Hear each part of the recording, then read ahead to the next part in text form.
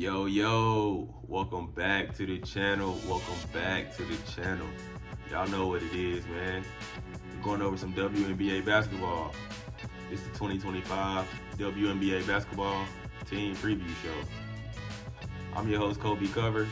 And if you like what you see, make sure you hit that like button, subscribe to the channel, make sure you put your comments in the comment section below.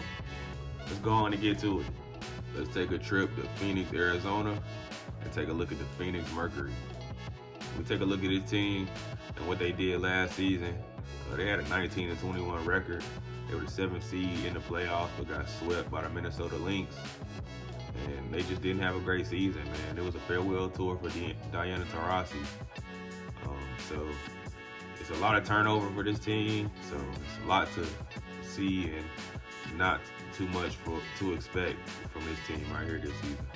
This is a team that had a lot of key losses. This team had a lot of turnover on their roster. Brittany Griner signed with Atlanta. Like I said before, Diana Taurasi retired. Natasha Cloud went to go play with New York. Well, she was actually traded to New York, but she's with New York now. Rebecca Allen is with the Chicago Sky now. Sophie Cunningham is with the Fever now. And then Monique Billings got picked up in the expansion draft. So that's a lot of turnover for a team that has been very solid in the past. It looks like they're gonna have to try to build around Kahleah Copper now. So it is gonna be some tough breaks this season for this team right here. With them having a lot of turnover in that roster, they were able to pick up some solid pieces. They traded for Alyssa Thomas, which is gonna bring just a solid veteran to this roster. She has great playmaking ability. She's a willing rebounder. She brings leadership to this team. She's a solid defender, and she's probably one of the strongest players in the WNBA, if not the strongest. You're not knocking her over. You ain't taking the ball from her. It's gonna be very tough to score on her as well. So I think that's gonna help this Phoenix Mercury team on the defensive end and help open up things for Kahleah Copper as well. They also brought over Satou Sabally. She was traded from the Dallas Wings. She's just somebody else that can help the scoring load with Kahleah Copper. I think she averaged like 15 or 17 with the Dallas Wings, and she only played in like 15 games. But in them 15 games, she showed a lot of, she gave the Dallas Wings a lot of energy, a lot of points, helped Arike in the scoring with scoring over there in Dallas, and I think she's gonna bring that same energy to Phoenix as well. She's able to make plays for her teammates, so that, like I said, it's just gonna help Kahleah Copper and take all the scoring load off of her. They also brought over Kalani Brown. She was traded from the Wings as well. After losing Brittany Griner, you gotta have some size to replace that. She isn't Brittany Griner, of course, but she does help that role in the post at 6'7". So I think that was a good, solid pickup to bring her over. And then they also brought over Sammy Whitcomb from the Seattle Storm. Just gives the guards more depth. So I think those 4 players right there should definitely impact this team and help them have a good, solid season and maybe make it to the playoffs. This team didn't have any draft picks at all this season. They didn't have any draft picks.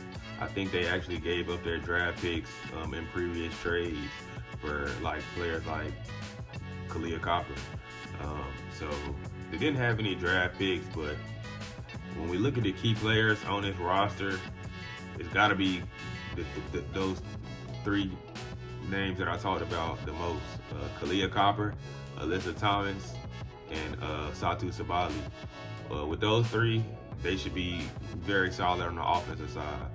Defensively would definitely have to come from the role players, and these 3 players can play defense as well, but their defense will come from the role players.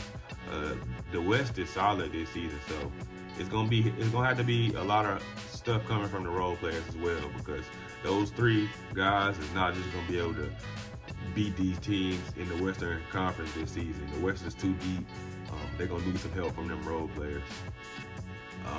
I don't really got any expectations, or high expectations, I should say, for this Phoenix Mercury team. I think they, like I said, are going to be able to get some good wins this season, but I don't think they had a capability of making the playoffs this season. I think they need a little bit more. The Western Conference is too deep of a league this year for them to just have their three stars. So they're gonna need some depth in that bench. So, and I don't think they got it. Not enough to keep up with the LA Sparks and the Aces and the Minnesota Lynx. They don't have enough to be able to compete with those teams in a 4-quarter game. So I think that's what's gonna happen with them. I do think they're gonna continue to build around Colby Covers. Eventually, I'll say in the next year or in 2 years, they'll be able to compete. But I don't think it's this season. So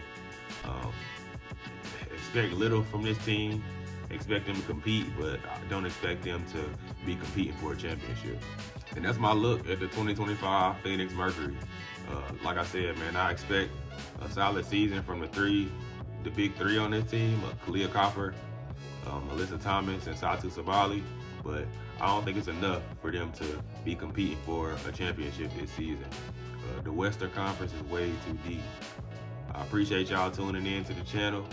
Make sure you hit that like button, subscribe to the channel, and leave your comments in the comment section below.